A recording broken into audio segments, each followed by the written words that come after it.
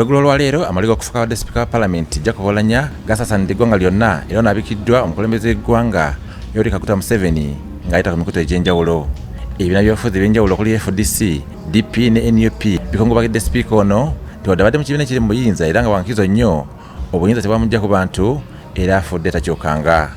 Ku lw'ekibiina kya FDC njala kusaasira famire ya Honorable Jacob Oulanya, okusaasira Paalamenti abantu b'omwakiro ne Uganda olw'okufiirwa sipiika wa Paalamenti. Ate ne ku lwange ng'omuntu Oulanya tugenda kumusubwa nnyo mu Paalamenti lwatu bwe tumusuubira okubeera sipiika omulungi. Omwogezi wa FDC Ibrahim Ssemujjunganda atebulidde nti Oulanya era bakamusubwako obwerufu obutasiba busungu n'okukwata obudde era n'okuwasa amateeka era Paalamenti y'e11 emusuubiddwa nnyo. Oulanya okugamba ekisooka addaako mu biseera Paalamenti eyo gy'olaba erimu ababaka 503 buli omu ayagala bamulengereka nti ateesa ne bwaba byateesa temuli nsonga.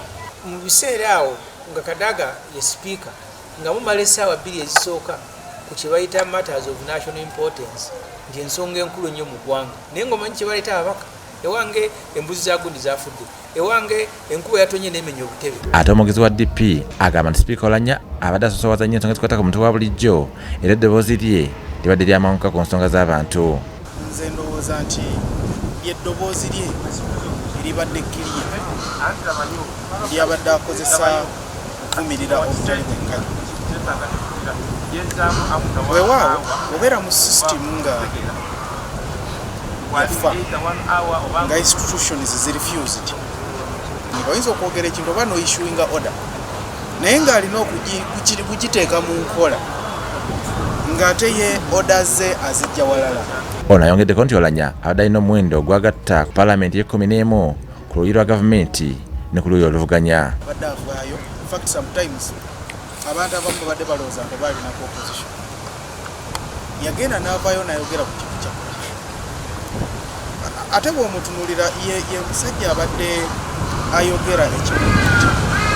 Oulanya ayingira ebyobufuzi mu mwaka gwa 2021 mu Paalamenti y'omusanvu era ali omu ku babaka enkwatangabo abawakanyanga ennyo amateeka galeetebwa gavumenti nga ganyigiriza omuntu wa bulijjo. Sebuli Omutumba Muddu awulira ng'ono y'omu ku babaka abayingira n'Oulanya mu Paalamenti y'omusanvu amwongeddeko ng'omubaka era ow'enjawulo ennyo mu buli mbeera. Era nga ina nnyo dduma era nga tosobola kuvawo nga yakoze naye nga ensonga naye era azirambika kubanga we yali akyalinga twali posi kwe yagenda yambuka yagenda akyuka naye nga ng'omuntu naye nga tasobola kutewulirako. Ono atubuulidde nti Oulanya abadde muntu w'abantu era omusaaze ennyo atasiba busungu wadde okwekanya omuntu yenna.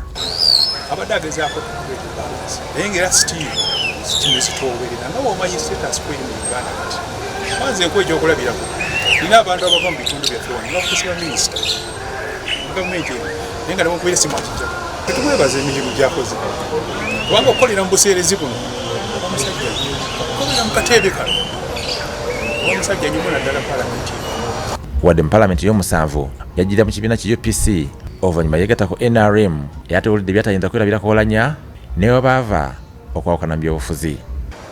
okubaganya babirowoozo mulungi nnyo ne olulimi lw'eloquence nalyo nnungi ate ng'agyesigamye nnyo byakozeko okunoonyereza tesigala mwerabirako okulekerera ati katusaidia kubanga ali munnaffe nnyo bisinenda kyerabira twawulira bubi nnyo nnyo naye sitiru wadde yagenda nanti bagamba nti akyala akwaliza misomo era sitiru yakola naye nga mu debate guidinga house okutasiba busungu. Robert Mwanje, BBS Telefayina, agesigika.